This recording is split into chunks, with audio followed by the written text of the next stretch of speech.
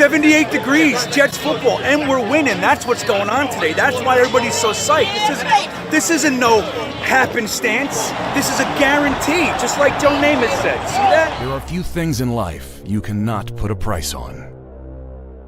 Loyalty, tradition, fierce passion. Today is a gigantic family reunion because finally, they're back.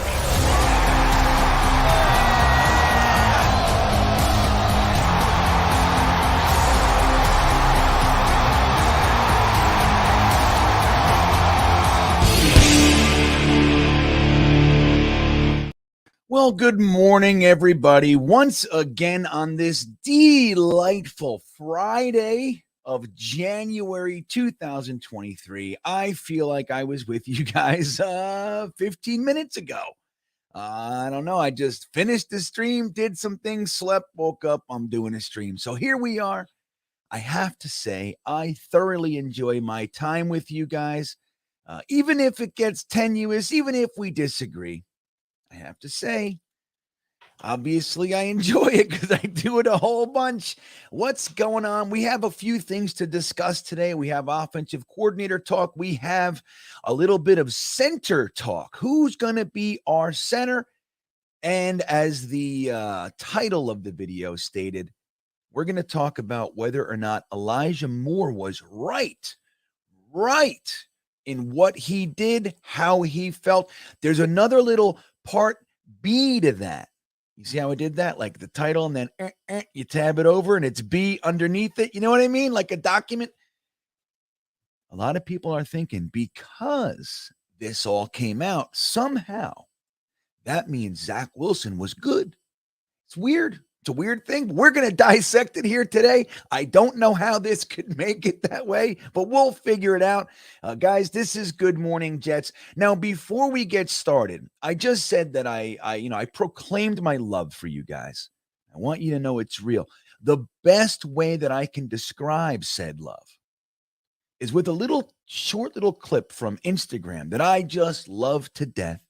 I love it. I rediscovered it yesterday. It was one of the first things I ever saw on Instagram. It made me go, oh, I like this place.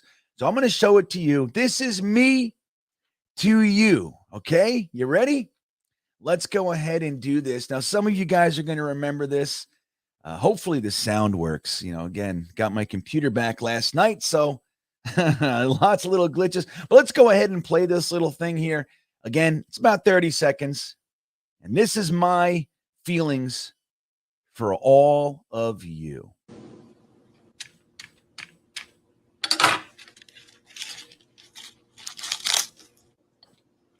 Seymour, yo, I made you a sandwich. You made me a sandwich? Oh. Yeah. You made me a sandwich? Yeah, it's right out here. It's ready to go. Can I see? Yeah, come on, look.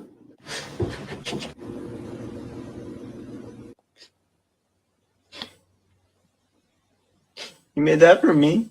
Yeah, that's for you. Can I take a bite? Take a fucking bite, man.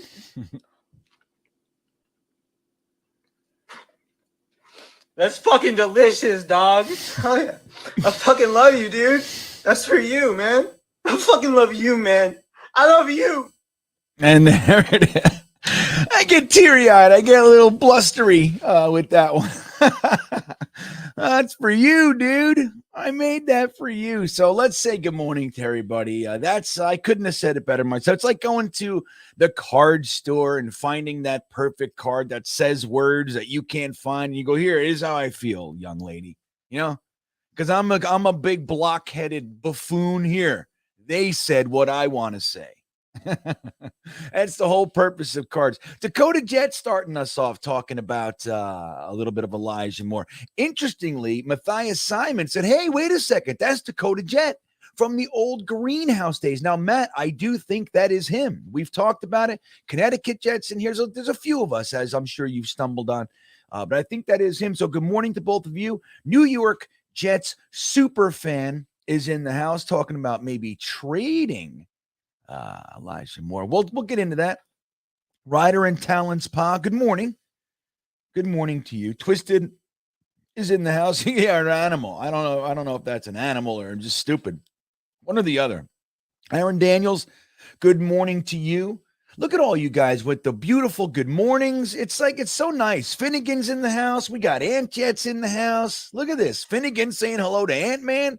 Look at this love fest. Sneakers to Boots is here, right? It kicks off the day. Phil Adams, again, guys, you see it there. That is a gift and a creation of that man right there, Mr. Phil Adams, Stoke-on-Trent in the UK. He made that for me, sent it to me, and I love you for that, man. I see that there was an email from you. I didn't read it just yet, but I did see it. I'll get to it after the stream, buddy. Howie from Jets headquarters. Look at this. Yeah, well, hey, man, that's right. That's the whole thing. There's a few articles coming out these last couple days about, are the Jets really looking at their offensive coordinator through the lens of who he would be able to attract as quarterback? It's an interesting wrinkle. I mean, look, it can be a part of it, but I hope they don't get too logjam, too stuck in the mud with that one. Like, we have to hire this guy because we want that. What if we don't get that quarterback and then we got the guy and shit, I wanted him as a package. You know what I mean? We got to make sure we don't do that.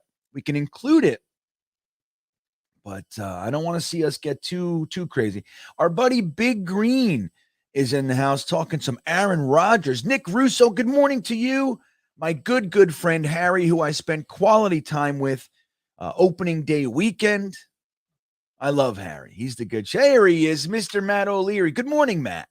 Mr. 10K, that's me. If you guys weren't there last night, finally, it took us 19, what's that? It was 19th, right? Today's the 20th. Yeah, so it took us 19 extra days. I didn't make the 10,000 by my 2-year anniversary, which was December 31st, but we did make it January 19th. Thank you. It's a weight off me, man. You don't know. I was starting to think it wasn't going to happen. Holy shit, the brakes got slammed on with about 100 left. So thank you, and thank you, Matt, for mentioning it. Guys, I'm telling you, it blows my doors off, and I'm sincerely grateful.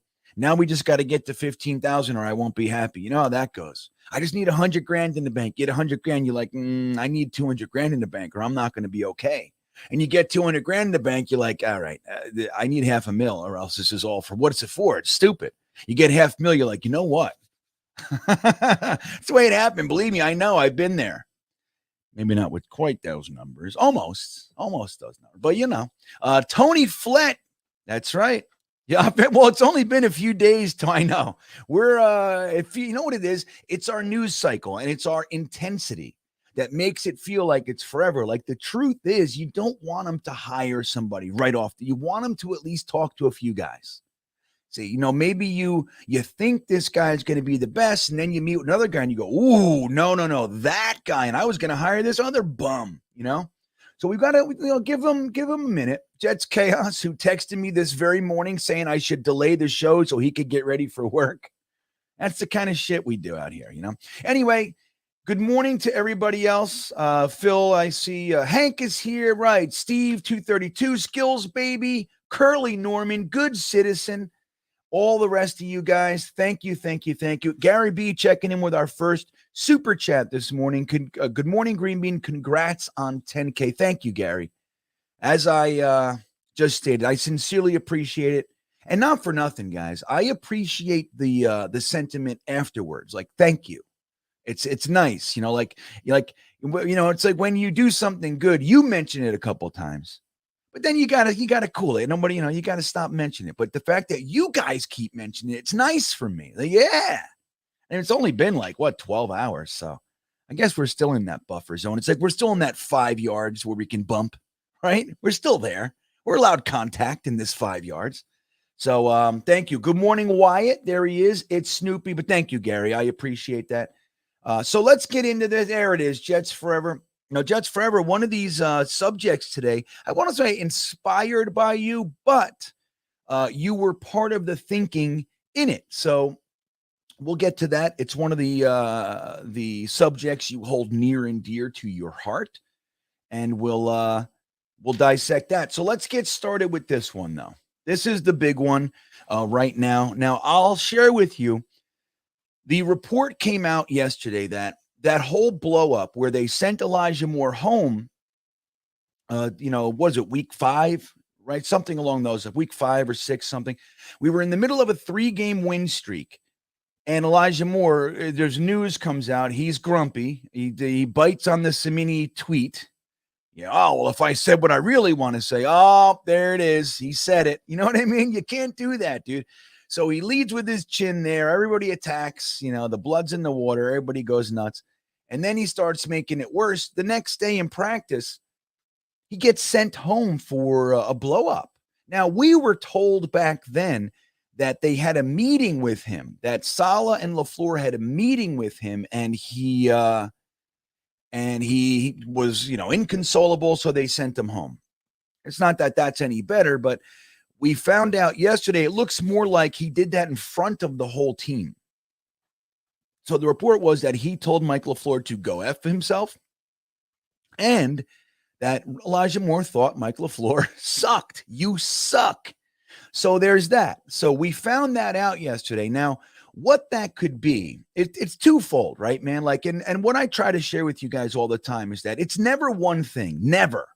It's never one thing. There's always two sides, and then there's always the truth, right? You know this, right? You know this. The truth is usually somewhere in the middle. His truth and his truth combined make the truth. So it's not that Mike Lafleur was doing great things by Elijah Moore. And a lot of us, Dakota mentioned it up top. We think that Elijah Moore was probably right in feeling the way he felt.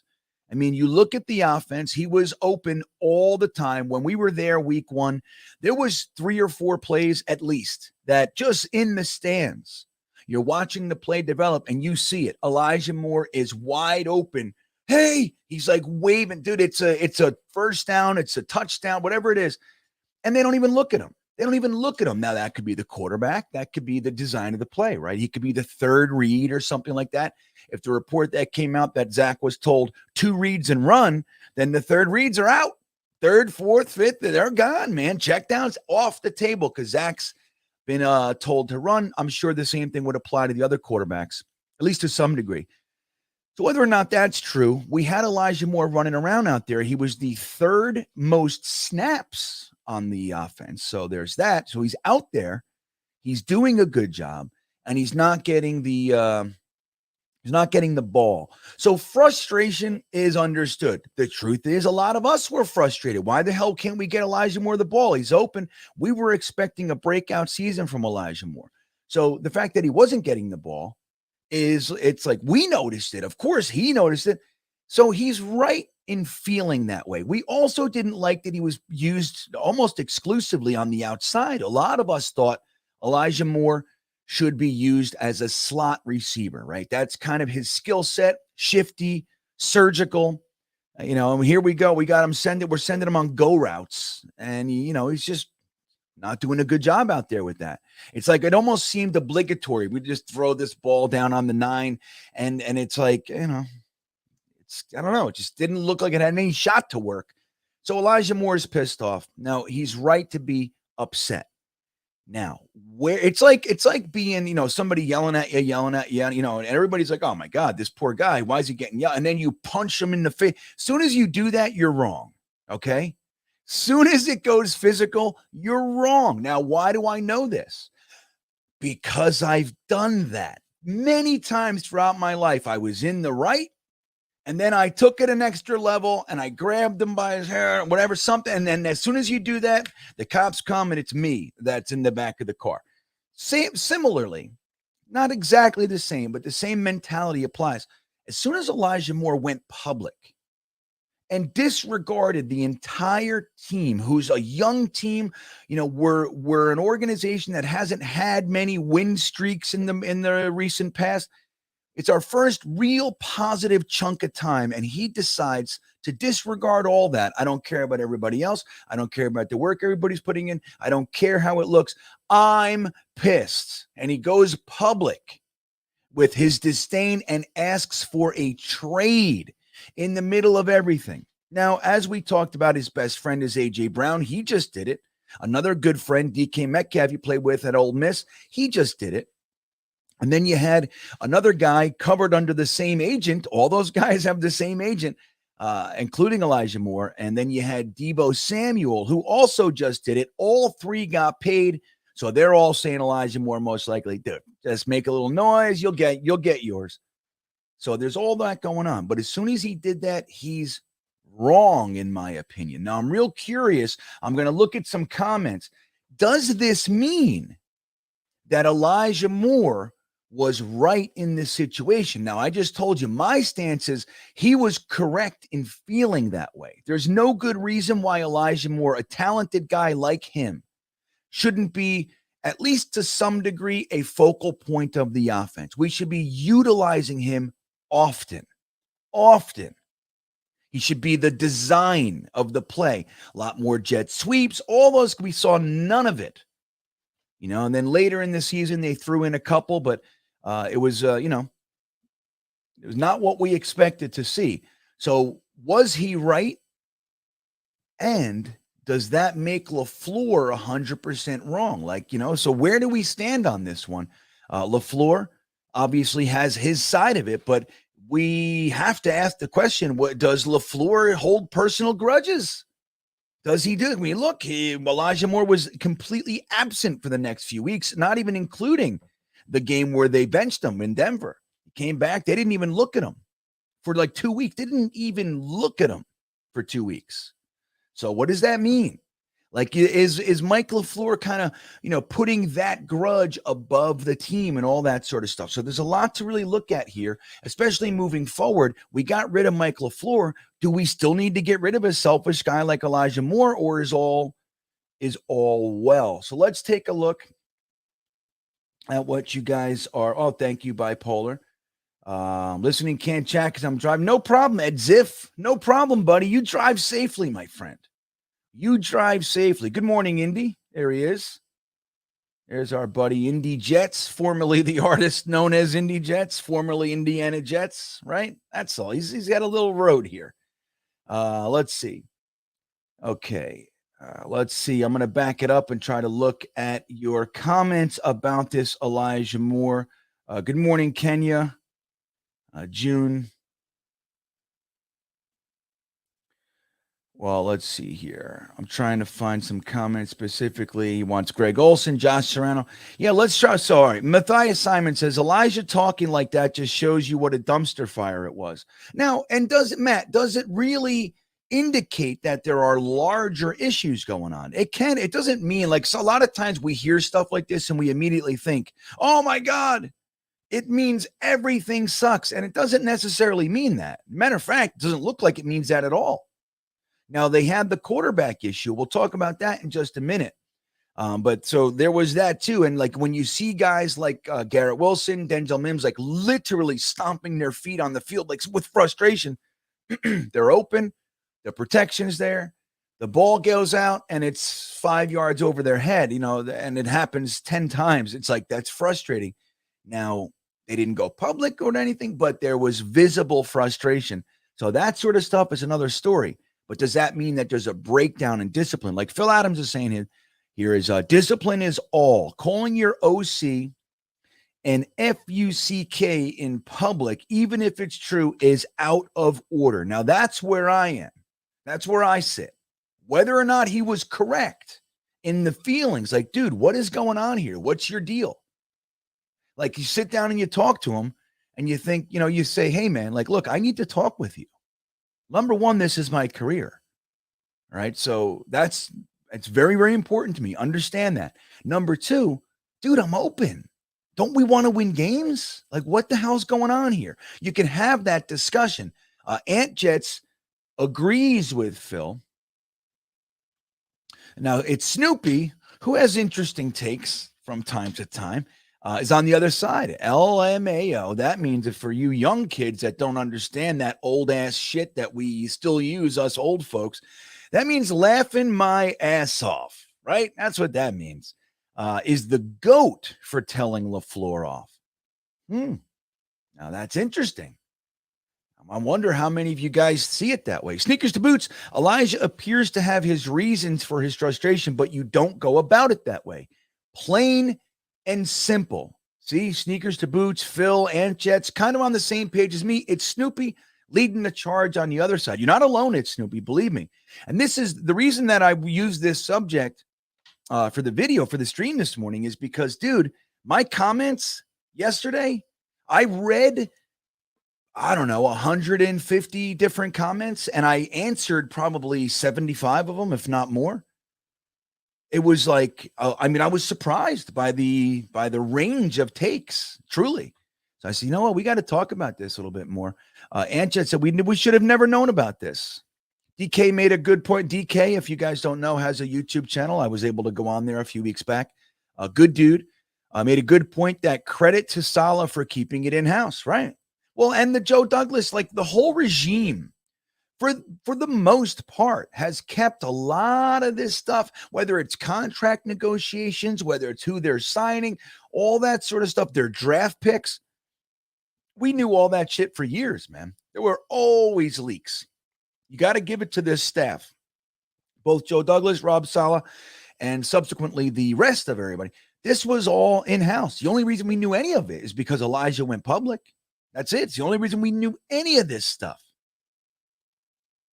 So that is a credit to them. Now, I saw an article or a tweet maybe yesterday. It said, oh, looks like the leaks are back. I don't know if I look at it that way.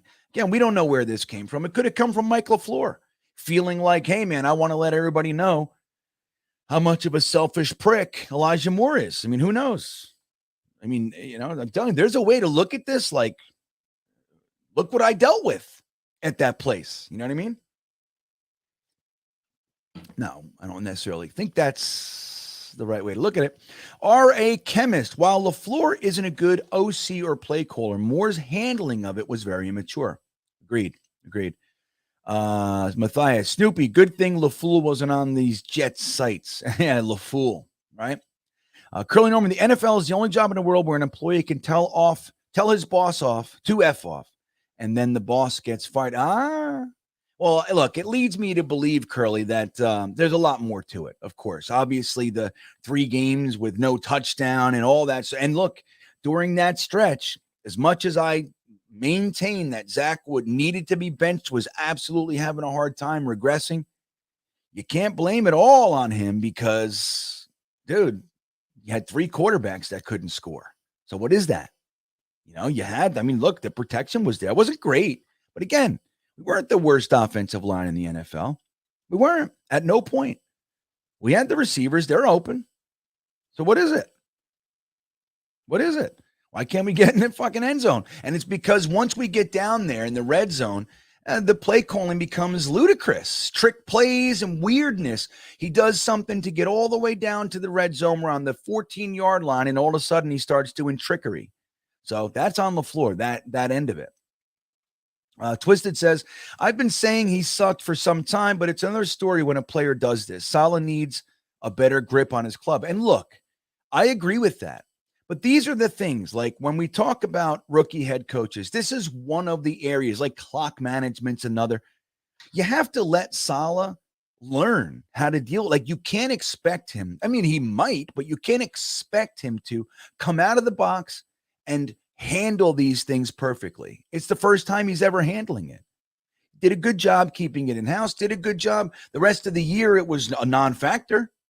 I'd say Saleh did a pretty good job. The fact that it happened is something Saleh needs to work on, So I agree with that. But again, I don't look at it as necessarily a knock on Saleh. It's an extreme circumstance, and it's the first time it happened, Steve 232, no matter what problem you have with a coach, should not be done in front of the team. It should be done privately, man to man.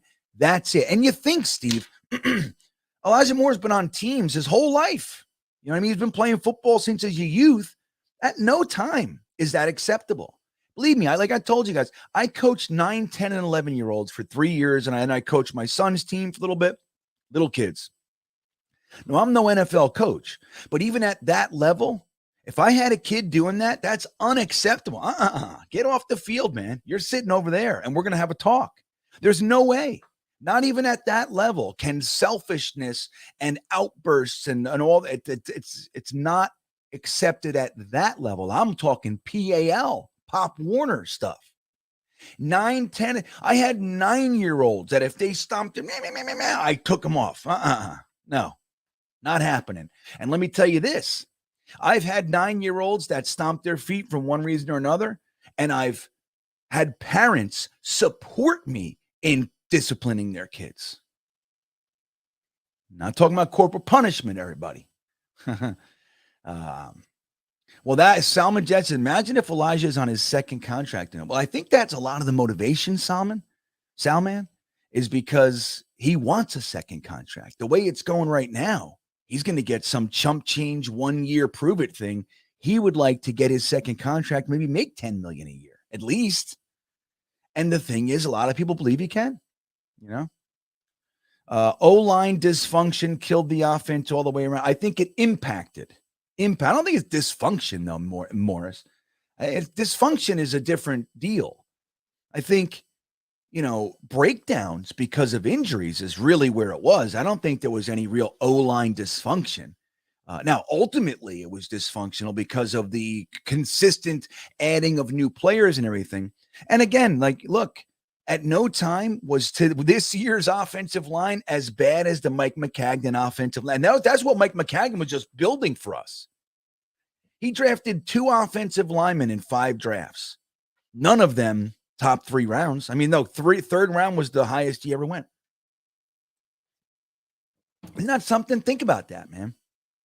He had 5 drafts, 2 offensive linemen in 5. Dude, there's 5 positions there, man. That's 5, 10, 15, 20, 25 times. He could have addressed 1. Nope, 2. So you think about that. This offensive line, obviously we had the injuries. We have 2 first-round picks, at least from this regime. We have a 4th-round pick on there. You have numerous, high-priced free agents, whether it's Dwayne Brown or Laken Tomlinson. I didn't work Connor McGovern, you know what I mean? But there's a lot of attention on here to this offensive line. And at no time, even with this amazing set of injuries, was it as bad. You got to credit them with that. As bad as it was at times. I mean, there were some games, like 3 games toward the end of the season, it looked like the offensive line was completely done. Like, that's it. We can't do this anymore. Raw Power, what's up, buddy? He says, JD and Saleh in lockstep. No leaks from the inside, arrow pointing up. Seems like this narrative is all BS. Same old stuff. Well, that's the thing. It's like, now let's make sure we put this in its proper place. This is not happening now. This was happening week 6 or whatever that was. That's how we're told. We're just finding out this information, but it quieted down. You have to credit the organization with that. They benched him for a week, right? They made him inactive. He came back. They folded him back into the offense. There was even that well-placed clip from a very candid clip from practice. Somebody happened to catch it. Elijah Moore and Lafleur doing the whole handshake hug thing. What's up, man? They made it look nice. You know that was by design.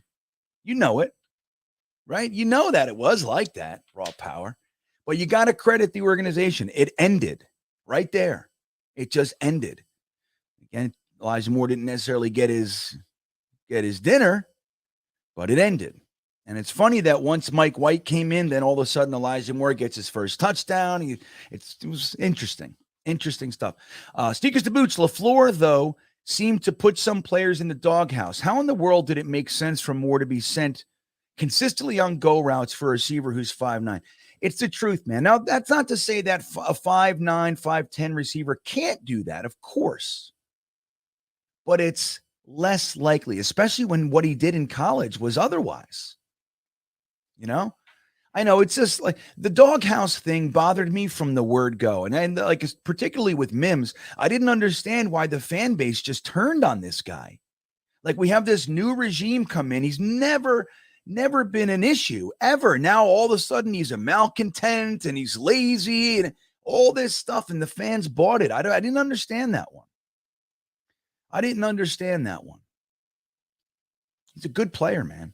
I think I'm really excited when we bring in an offensive coordinator, I'm going to tell you 9 out of 10 offensive coordinators are going to look at Elijah Moore, Garrett Wilson, Denzel Mims and go, oh, yeah, come on. Oh, yeah. Give me those skill sets, baby.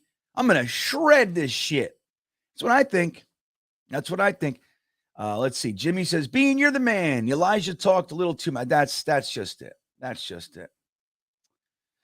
Jets Forever says Rosenblatt is incredible and the Athletic is incredible. Well, 50-50.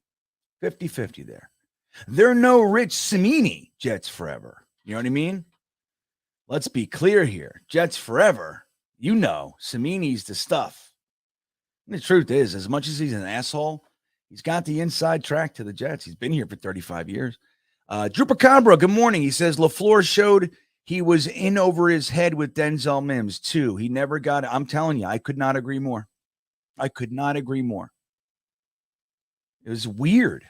Like out of nowhere, they're making him learn 3 positions, and he's being punished because he can't, and he's being called lazy and aloof. And I'm like, what? Where did this come from? Like, it's never, dude, I know this player. Never in a million. It just never happened. And then look, he goes with this trainer. The trainer goes, dude, this guy, put him in your lineup. He's going to be uncontainable. And look, he had a good season, decent, particularly in the run game, but they only threw it to him, 15, 16 times the whole year? 20, maybe at that. That's it. O'Leary nailing it home. Matt O'Leary says, I understand Moore's frustration, but you can't blow up like that. That's exactly it. That's exactly it. All right, I'm going to scroll down and catch up. We are going to talk about the next thing. Yeah, right. Gary B. It's a great point. 6 different starters because of injury isn't dysfunction. And that's what pointing to the offensive line. That's the truth. Now anybody can choose, like M. Morris, he's on that tip. That's, if you choose to look at it that way, you got a point. Now, if you look at it in a little bit more realistic perspective, like when is the last time that you saw an offensive line lose 6 tackles? Most teams, dude, you carry your 2 tackles and a swing, and then you got practice squad guys. You might have 2 tackles as backups, maybe. Usually you have a swing tackle, and then you have centers that can play guard as the backups. Nobody expects to go through and to have 6 different starting tackles. Nobody. It's an unexpected dilemma. In my opinion, I think the Jets did an exceptional job containing it, putting their fingers in the dam, so to speak. I mean, clearly we saw it. It was definitely, there were breakdowns and everything, but overall, I think they did a good job. And again, dude, we were top 20 the whole year. Now there's only 12 teams. That's the bottom part of the league, of course, but at no time were we 31, 32, 30. Like that's what we were for years. Poor Sammy Sams Darnold. He had the worst. We never gave him anything in the offensive line department. That's why Joe Douglas, when he took over, I love that he gets knocked for the Khalil thing. He took over. McCagnon had his 5th draft and 5th free agent signing, and Joe Douglas arrived, and there was no offensive line. He had Kelechi Assembly, who was saying, I gotta take, I gotta take a couple weeks off or half the season. I want to get surgery. The Jets doctor said he doesn't need surgery. He's fine. This is elective.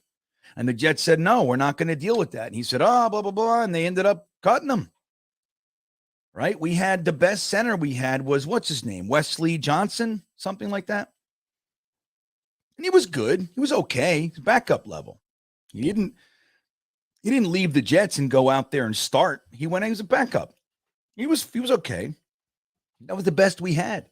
So Joe Douglas comes here and he goes, oh my God. There's no offensive line here. He went out there and he signed a guy off the couch. There was nothing left. It's like, dude, come off the bench. At least it was a good swing. He was a previous Pro Bowler and everything. He only retired that year. It was a shot. That's why I don't know, man. When people talk about that one, like, Joe Douglas, Ryan Khalil, it's like, dude, that's an exceptional swing with the circumstances. If you remove the circumstances, Sure, looks like a shitty move. But again, there's always a story. Ron Weiss checking in. Thank you, Ron. He says, first and long, GreenBean, if you think about it, how can you hire a green offensive coordinator and draft a young quarterback? Who does that? Well, Ron, they didn't do that. That's the thing. I agree with you, but that's not what they did. Again, you have to remember the circumstances, buddy. The circumstances were they had Greg Knapp here to do the quarterback thing. That was his job. His job was to be the passing game coordinator, which is a nice way of saying he's going to kind of be the glue, right? He's going to work with the quarterbacks and the wide receivers and make sure all that stuff's going on. They had young wide receivers coming in. You had Mims. They drafted Moore. You know what I mean? You had young guys. Went out there and signed Corey Davis, but you had a young quarterback. I don't think that they do that without Greg Knapp. Like, that's the thing. We can't forget that. They didn't go out there, bring in Calabrese and Lafleur and say, yeah, draft a kid, an impressionable kid that needs to be coddled. And they had Greg Knapp. Greg Knapp died out of nowhere. Tragedy, dude. You know what I mean? Now, they did a good job bringing Matt Cavanaugh off the couch, who's a longtime offensive coordinator and quarterback coach. He was the quarterback coach for Mark Sanchez. So he's been here before, too. So it was a good swing. Clearly, Lafleur and Cavanaugh didn't get along. I was saying it all year, man. When they said that they needed less voices in the room, what does that tell you, dude? That's a really nice way of saying the guys we had in here were not jiving with the guys we have in here. And Lafleur is the offensive coordinator. Calabrese is the quarterback coach. Matt Cavanaugh, who's been there and done that, was not jiving with whatever the hell Lafleur was doing. I'd venture to say that he was like, why aren't you using these guys? Why are these guys sitting on the bench? Why do you have Tariq Black in the game over Denzel Mims? What are you thinking, dude? That's my thought. That's my thought. It's a good point if it were true, Ron. But you have to remember that's not what happened. When they drafted Zach Wilson, Greg Knapp was in the house. He died. What is it, 2 days or 1 day before training camp started? Crazy, man. Zach got just the OTAs with Greg Knapp. That's it. Well, M. Morris, right. Here's the thing, though. We do have pieces. So, like, hypothetically, and I know we don't know what's going to happen with AVT and Becton, right? Becton's a little bit more of a long shot. But hypothetically, we draft a tackle, right? We use a mid-round pick on a center or a guard or whatever, and you get Becton and AVT back. Dude, Becton, let's be clear here. He's disappointing because of the injury thing, right? We got 3 quarters in 2 seasons. It's abysmal. But that guy was a stud. He was stomping through the NFL. Dude, he was manhandling no matter who it was. Remember what he did to Bosa, dude? He manhandled Bosa. Robert Saleh, who was the defensive coordinator of the Niners, if you remember correctly, took Bosa from the left side or the right side of the defense playing against Becton, and he moved him to the other side to play against Morgan Moses. Oh, no. That was George Fant. I'm sorry. Forgive me. Forgive me for my lapse. But he moved Bosa to the other side. Now, that would happen to be the game where Bosa tore his knee and went down for the rest of the year. MetLife Turf. They also lost, was it Solomon Thomas? I think they lost Solomon Thomas and Bosa in that game. I think that's who it was. But, dude, Becton was neutralizing Nick Bosa. You can't forget that, man. You can't forget it. He was going, we were calling him Mount Becton. We were so excited for this guy. This staff comes in, they didn't like him. They didn't like Becton. Put him in a doghouse. Crazy. They didn't like Becton. He was another one. It was like, why? What was going on with Becton? Remember Robert Saleh was saying things like, oh, I don't know. He's going to have to prove blah, blah, blah, blah, blah, blah, blah. No, I don't know. I mean, with the weight thing, okay, whatever. But it's like, it was just weird. It was weird. Like they came in the previous regime's draft picks. It's like they didn't like them right off the bat. Poor LaMichael Pirine, Jabari, right? Where is Jabari Zuniga? All right. So that all said, Arbiv, can you explain how Calabrese was not fired? I will, Arbiv. Here's why Calabrese wasn't fired. I'm going to tell you right now. Because you don't fire your staff until the offensive coordinator that you hire comes in and he can at least look and see if he wants somebody. They're under contract. It's not hurting one way or the other. There's nothing going on at the facility, right? The players aren't there. So it just makes common sense, Arbiv. Keep the guys. I mean, they let John Benton go more probably out of respect for him, honestly. And because it's going to be tough for an offensive coordinator to come in and have that large of a presence in the house. So the John Benton thing, obviously I'm speculating, but I think it probably has more to do with, hey, look, John, we're more than likely moving on from you, so we're just going to let you go. And any offensive coordinator is going to bring in their O-line coach 99% of the time. So we're going to let you go and let you go out there and pursue whatever you're going to pursue. That's what I think, because they're all buddies, man. These guys have worked together for 5-6 years. They all know each other. You know what I mean? They worked at the Niners together. So that's my thoughts on it. So you just don't like there's no reason to fire anybody. Miles Austin was suspended, so that's why he's gone. John Benton, I just explained my thoughts on it. But why not keep Calabrese and everybody else around? See if this new OC goes, oh, no, I want that guy. I love that guy. That guy's great. I could use him, rather than let them go. And then he's got to find some replacement. He might want one or two of these coaches. Maybe not. And then you can just cut him. That's what I think. All right. So let's talk about this one, guys. Yeah, but okay, Ron, but that's not what you said. That's not what you asked. You're correct. But you asked, how can you draft a young, impressionable, I forget your exact words, but young quarterback with a staff that was so young? That's right. Lafleur was going to be responsible for the design and play calling of this offense. Greg Knapp, very similar to what we saw Kavanaugh doing, was supposed to be the guy developing all the young kids and, quite frankly, developing Rob Calabrese into a coach. He was going to take all of that stuff from Lafleur so he could concentrate on the offense. That's Greg Knapp's specialty, man. Everybody raves about him, whether it's Steve Young, Peyton Manning, and on and on and on, dude. Everybody that came into contact with Greg Knapp said he's among the best. Among the best. Like when there was the draft talk about the quarterbacks, they were saying like Zach Wilson going to Greg Knapp is the best case scenario for him. So that's the whole thing. It's not to say that Lafleur wasn't still going to have a whole bunch of responsibility, but it wasn't going to be, excuse me, guys, it wasn't going to be dealing with the development of Zach Wilson primarily. And clearly Lafleur did not do a good job with that. He probably didn't know how to. He'd never done it. So he's never done the offense thing. He's designing and calling plays for the first time. And oh, by the way, you have a kid over here whose feelings get hurt for everything. The fans are telling him to kill himself. He's throwing pick after pick. He's running backwards. Calabrese never did. He doesn't know what the hell he's talking about.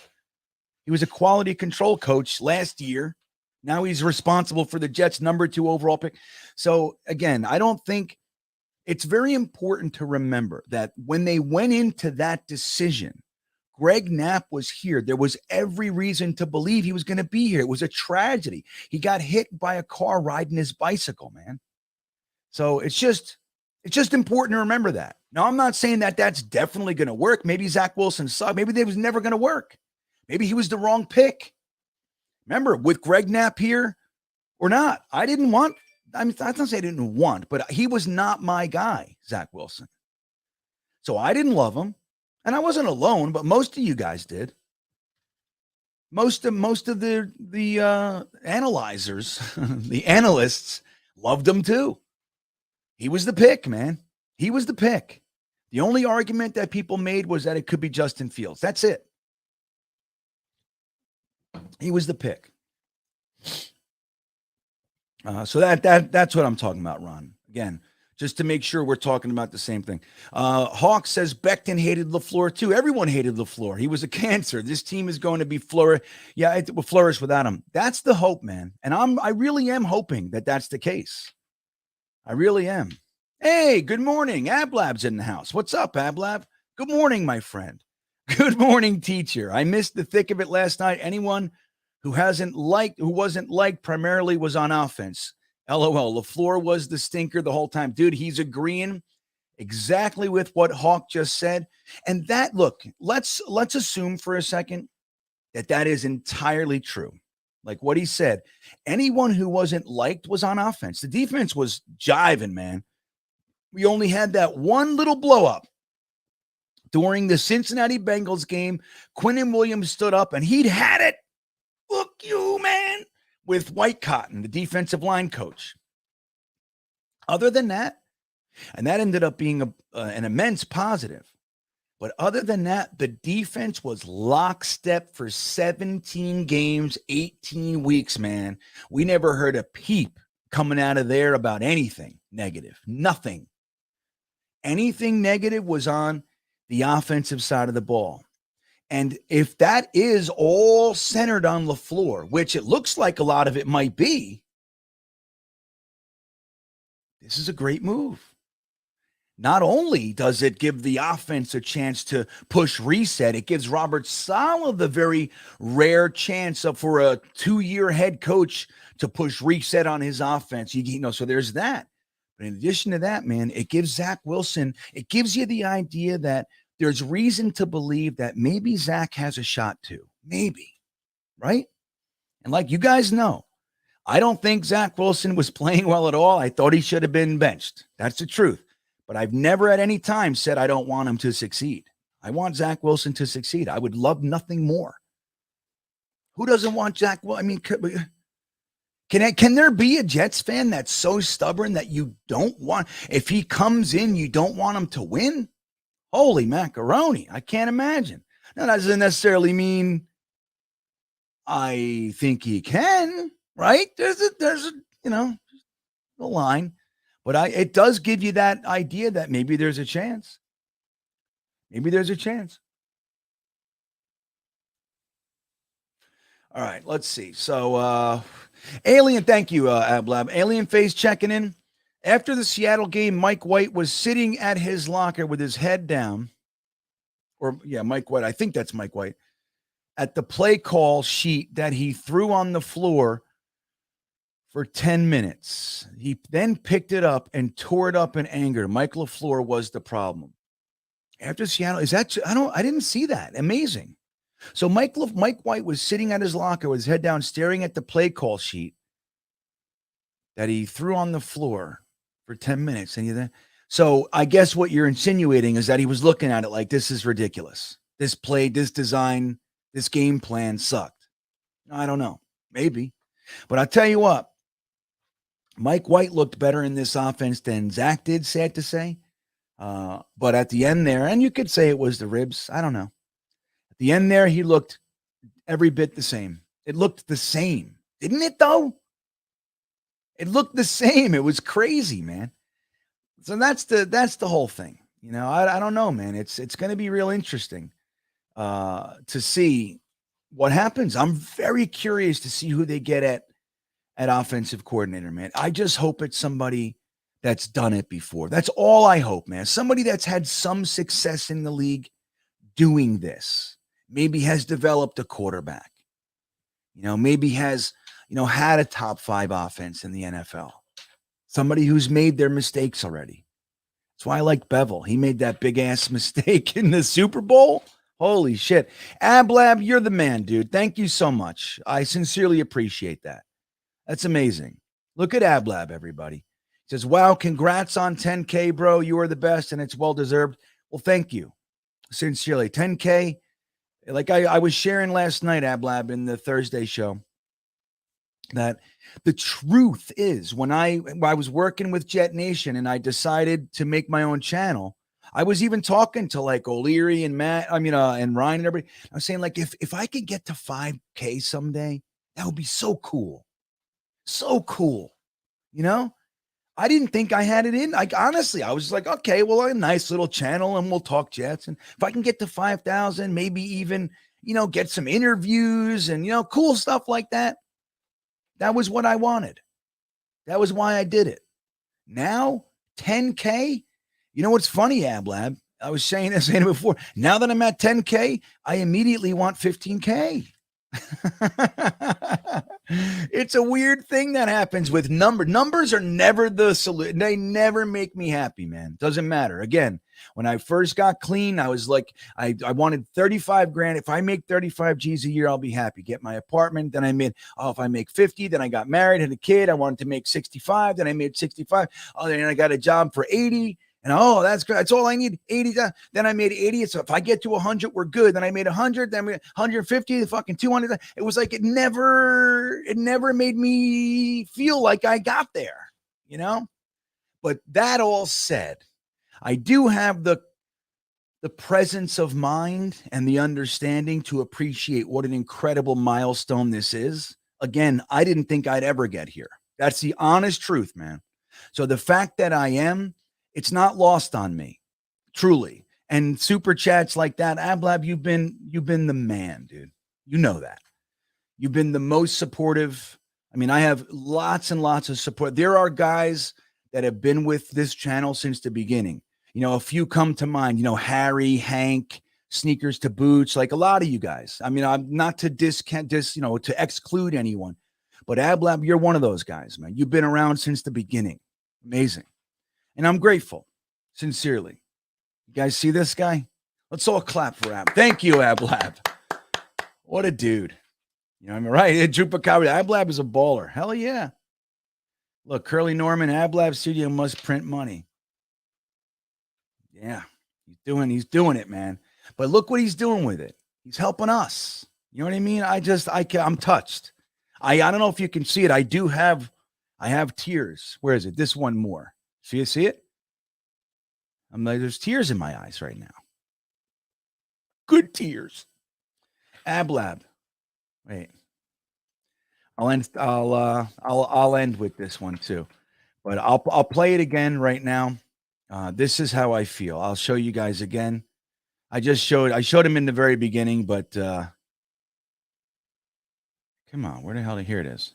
I showed you guys in the very beginning. I'll show it again. Ablab makes me want to show this again. Hold on. Show it one more time.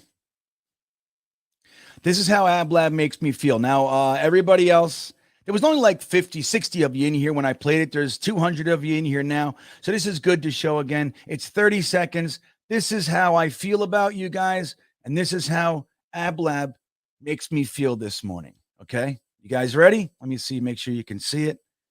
Okay. And here we go.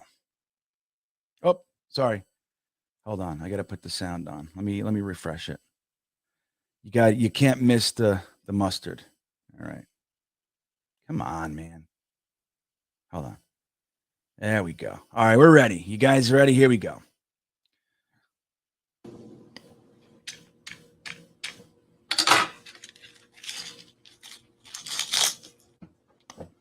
Seymour. Yo. I made you a sandwich. You made me a sandwich? Yeah. You made me a sandwich. Yeah, it's right out here. It's ready to go. Can I see? Yeah, come on, look.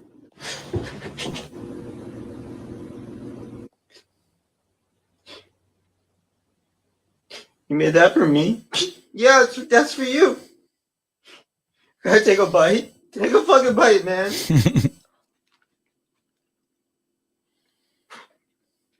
That's fucking delicious, dog. I fucking love you, dude. That's for you, man. I fucking love you, man. I love you. Isn't that the best? That's how I feel this morning. So thank you. Thank you to all you guys, sincerely. Truly, man. You guys are the best. So let's go from that love fest. Again, thank you. I mean it. To our next topic. We only have a few minutes, man. We're already to 10. I think I go 5-10 minutes over today. But let's do this. And now I have a poll question in there. You guys probably saw it. And let's see who you guys, I'm going to end the poll right now. See what you guys think. So I asked which center, who do you think will be starting at center for the New York Jets? Now, a lot of you guys, most of you said, 47% said Connor McGovern will be re-signed. Now, we had rookie draft pick come in with the next, with 40%. He was the next highest. Then Kelsey, 8%. And then Bradbury at 3%. That's interesting. Now, let's take a look real quick.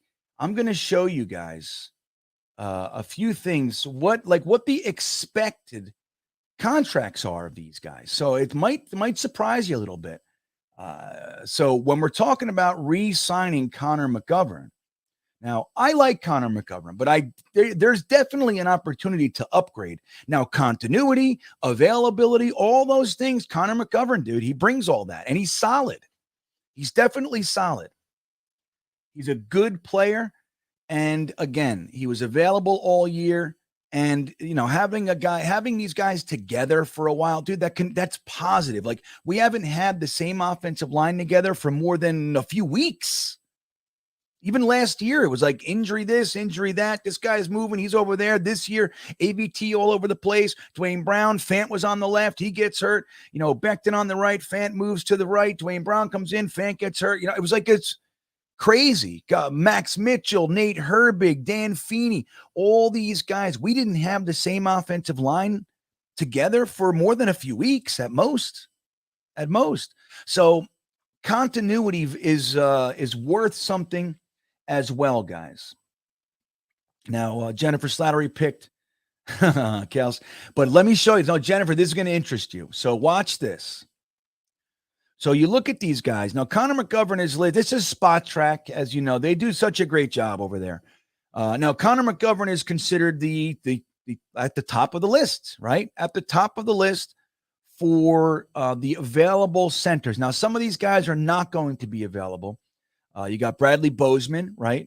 And Quisenberry. Now, look, Connor McGovern is going to be 30 years old at the beginning of the season. He's got a few months and it'll be his birthday. He turns 30 in the offseason. Rodney Hudson, who I do like, he's going to be 34, right? So it's a little bit different. Now look at this. Connor McGovern's market value. So this is their estimated price that he can command. Come on there, Spot Track. Let's go, buddy. So look at this. So they're saying that he's looking like a $12.5 million annual salary. All right. Now, his rank by Spot Track, he's the third ranked center. Interesting. 164 out of offensive linemen, I think is what that is. Oh, no, that's the contract. I'm sorry. I'm sorry, my bad. So his contract right now is the 9th ranked center in price. If this happens, he'll be the 3rd ranked center. So is he worth that? Now you have to think, all right, well, is that the going rate for centers? $12.5 million? We might not have that. We might be forced to go in a different route. But just for comparison's sake, let's take a look at Kels. All right. Look at this. Amazing, isn't it? Now he's older. So he's 35 years old. He'll be 35 at the beginning of the season, I think. So his current contract is ranked 9th, which is interesting, right? Because Connor McGovern was ranked 9th. But so he's only able to command $11.9 million. So they're in the same ballpark, but Connor McGovern is higher. Now that probably has to do with him being 5 years younger, right? So there's that. All right. But I was surprised because I think he's better. He's a better player than Connor McGovern. But let's take a look at another guy that I put on the poll, Bradbury from Minnesota, who, by the way, I don't know if you guys remember, I was out there talking shit.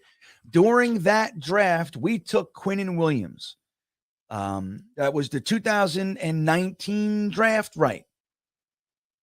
What I wanted to do was trade back.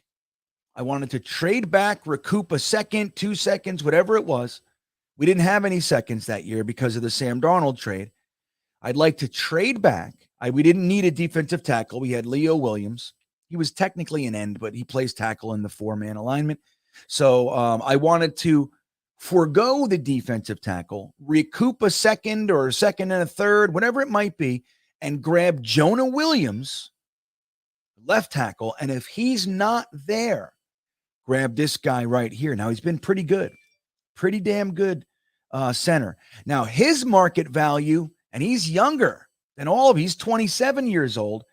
He is only going to be able to command 11.9 million as well. So Connor McGovern's still higher than both of them. So what sort of deal are we going to be able to talk Connor McGovern into? Is he worth? I mean, look, and here it is. You're right, Jed. This is the one I was talking about before. Said Jets forever. He wasn't the inspiration, but I definitely thought about you when I was doing this, putting this together. So he says McGovern is weak as F. Nowhere near good, nowhere near. See, now I disagree. Again, Jets forever is an extremist. He's a pendulum guy. He doesn't, there's very rarely do we find Jets forever settling in the middle of the pendulum. He's over here or he's way over there. And that's fine. So I think Connor McGovern is a good center. He's solid, he's good, and he's available, right? You got to worry about injuries. I mean, shit, with this offensive line, all the injuries, he somehow made it through the whole thing unscathed. So there's that. And that is valuable. All right. Now, again, he's definitely, there's an opportunity to upgrade though. Now, you don't know if you're gonna. Now, if you're going to try to go cheap, who are you going to get here? Who we getting? Let me see here. Where was it?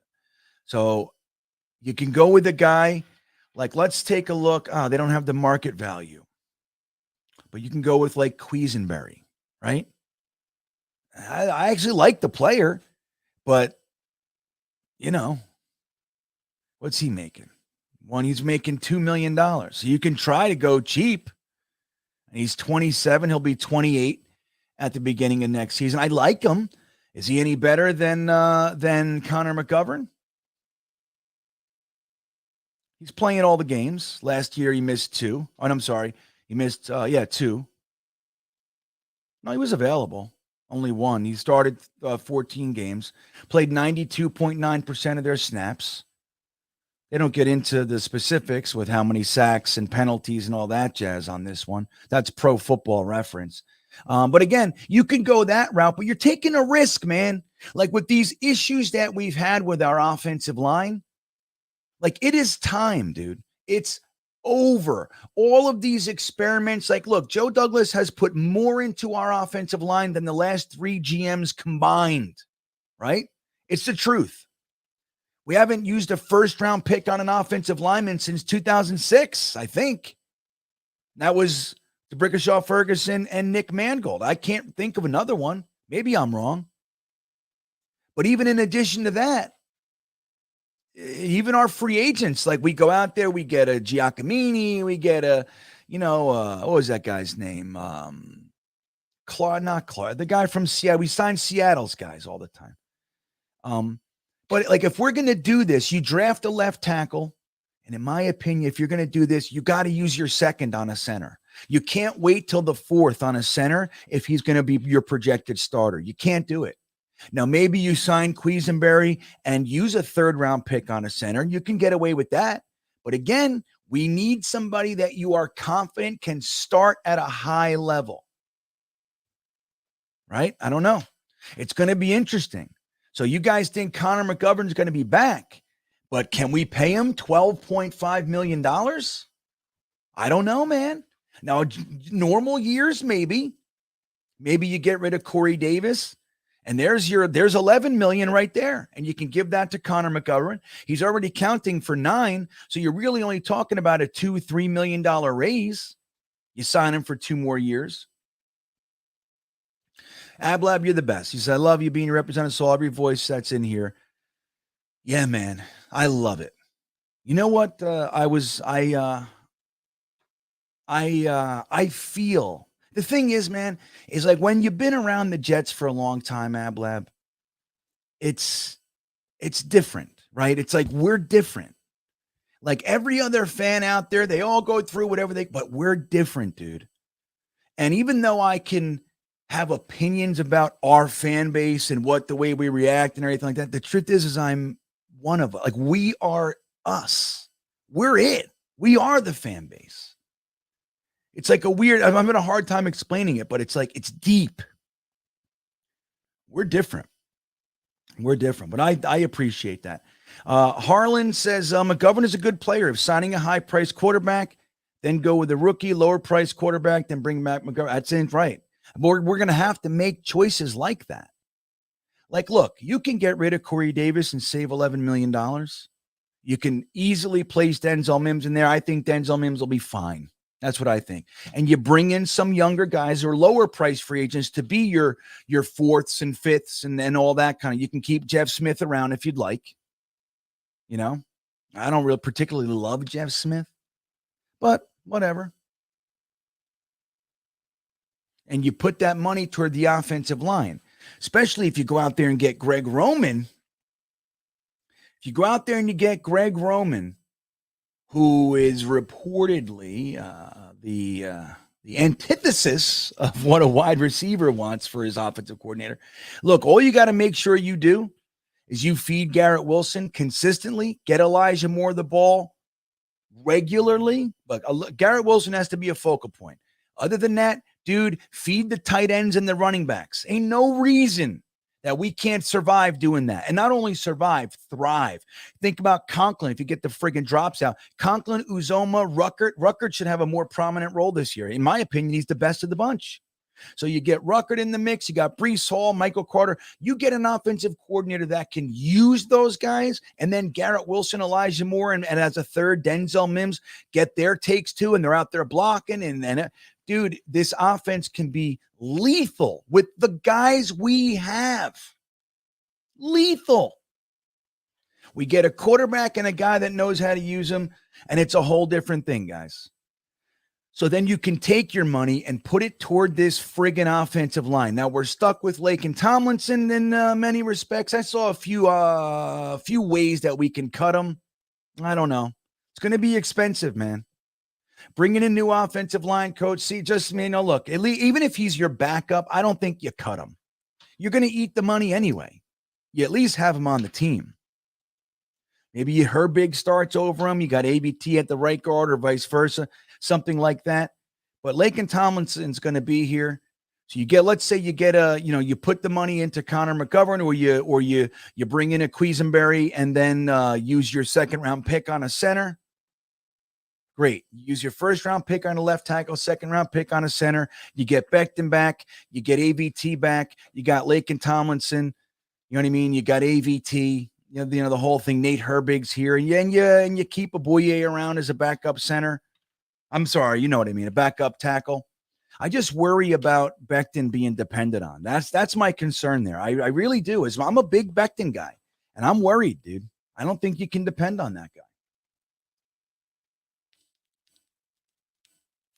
I know, isn't that funny, Jim Pock? He's the only guy that was there all year. He's got different guys all over the place. For 3 years, he's had different guys all around him, and he's the one staple. And we hate him. Not all of us, of course. At least one of us. Yeah, I think if we're not going to keep Connor McGovern, you're going to have to go cheap on the center. Honestly, I think Quisenberry might be the best option. And you're going to have to use a draft pick. And I wouldn't wait till the fourth, man. I wouldn't. I would just grab. In the second round, you're going to get one of the top 3 centers in the draft. If that's Jarrett Patterson moving back over there, if that's Avila, if that's Schmidt, whoever it is, you can get him in the second round. Just like Creed Humphrey and all, you can get him. Just get him. Make sure you get him. Curly says Quisenberry is my favorite Pop-Tart flavor. That's right. It's a very underappreciated flavor. It's right along with Duesenberry. All right. So, yeah, it's going to be interesting, guys. We have a lot to do this offseason. First priority is offensive coordinator, unless it's Derek Carr. I would like to see the offensive coordinator brought in before any. I would like to see by next week we got our OC. I'd like to see that.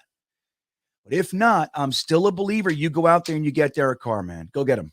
Now, if you're going to bring in Nathaniel Hackett and they got an inside line to to Matt Lafleur's guy with, Aaron Rodgers, because don't forget, Saleh and him are still buddies. Just because he fired his little brother, they know the deal.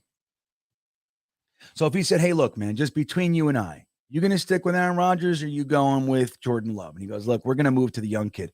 All right, give me first crack at him. When the window opens, give me first crack at him. Then you bring Nathaniel Hackett in here. Nathaniel Hackett, you bring him in here. And then you got Hackett and Aaron Rodgers together. Dude, it's a slam dunk. Slam dunk.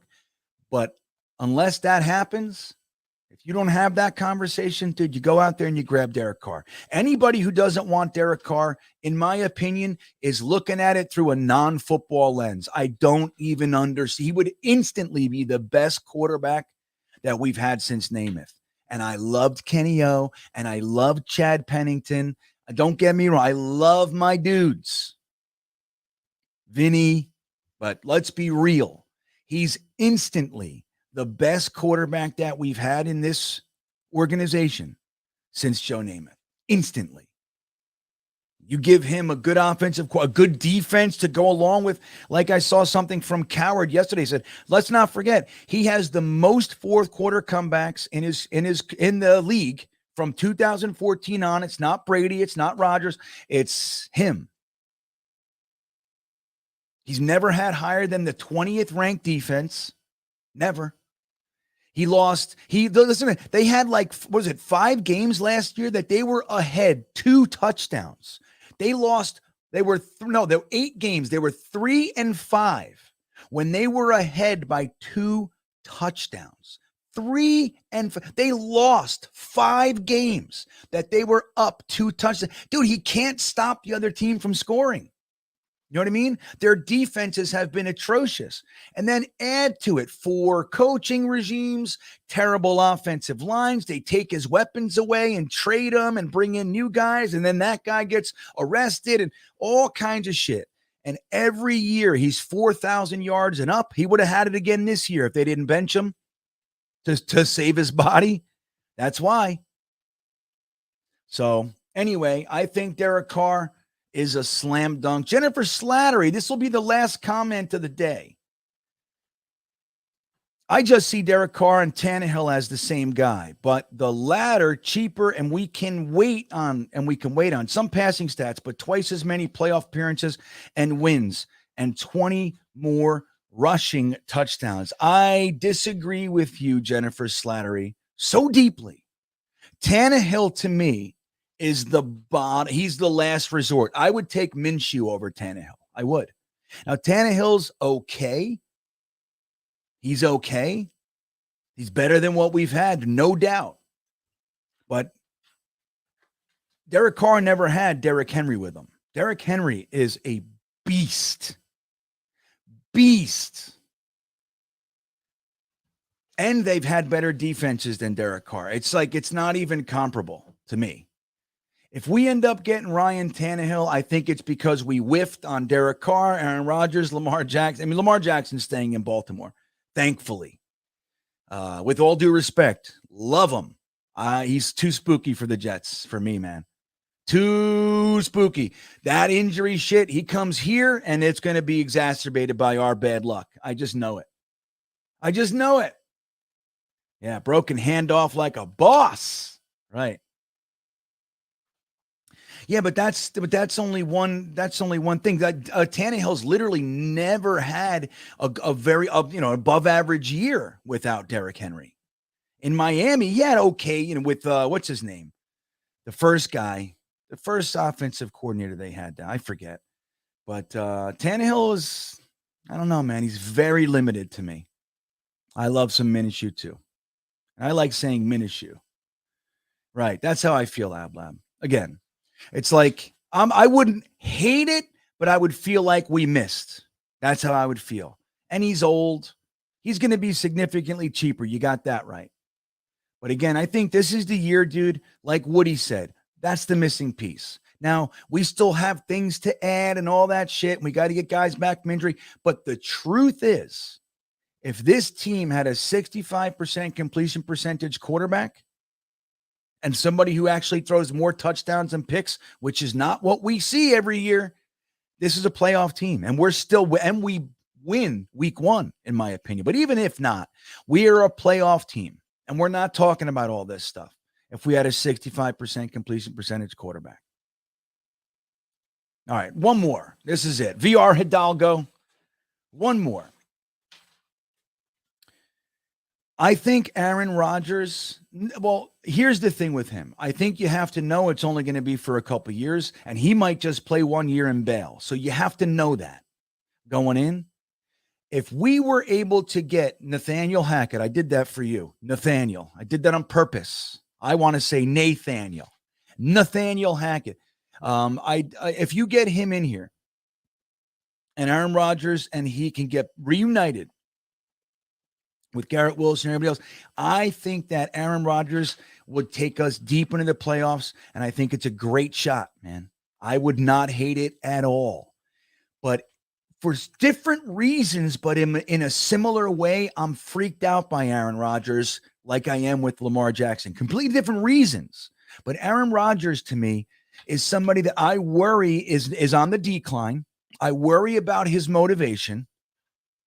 You know, I worry about those things. That said, he just was talking to me. He said, dude, I'm definitely still an MVP quarterback. He won MVP, 2 years ago? I mean, the guy's amazing.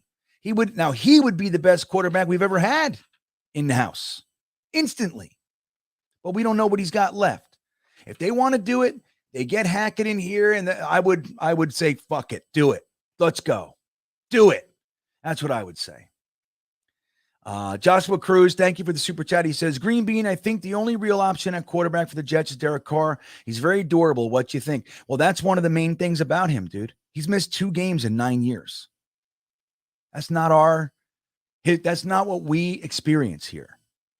Dude, he's a 4,000-yard quarterback every year with all the tumultuous changes over there, everything going on. He has been the constant.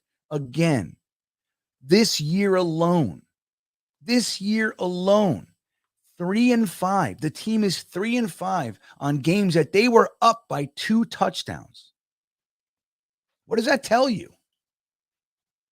You know what I mean? What does that tell you? The defense, they're porous, and they've been that way his whole career. He's never had higher than the 20th defense. The best defense he's ever had was 20th. So he's out there doing 4,000 yards, 27 touchdowns, and the defense is losing. That's the way it goes. So I think he's the best choice. He's my number one. My number one choice. All right, guys. With that all said, we're going to have ourselves a great rest of the day. I feel like I want to go back to bed, but I know I won't do that. Guys, let's get this off the screen. Thank you for being here for today's episode of Good Morning Jets. I got to start rethinking this Friday morning thing. It's hard to do Thursday thick of it and wake up for this one, but we'll see. We'll see. I'll keep you posted. Thanks for being here, everybody. As you know, I thoroughly enjoy our conversations. Where's my mouse here? Okay. And let's end with this, because we should be finding out any day now what the hell's going on with our boy. Put it into the ether, man. Joe Klecko in the hall. Thank you for being here, guys. Please don't forget to hit the like button on your way out. And if you haven't subscribed, please do. It's the only way the channel can grow. And guys, thank you for helping me get to 10,000 subscribers. I'm incredibly grateful, and I appreciate you guys. Have a great rest of the day. As a Hall of Fame voting group, we need to re-examine some careers. And I think we need to re-examine the career of Joe Klecko. Dang, I want to see how I do against this guy, because he was the best. Left guard can't handle Klecko. Just knock the crap out of the guy across from you. Intensity, bottom line. Never take a play off. He was incredibly strong. His just pure raw strength. He was the same every play. Ball zone. It was an incredible accomplishment to be dominant at one position in the NFL in your career, but to be dominant at 3 positions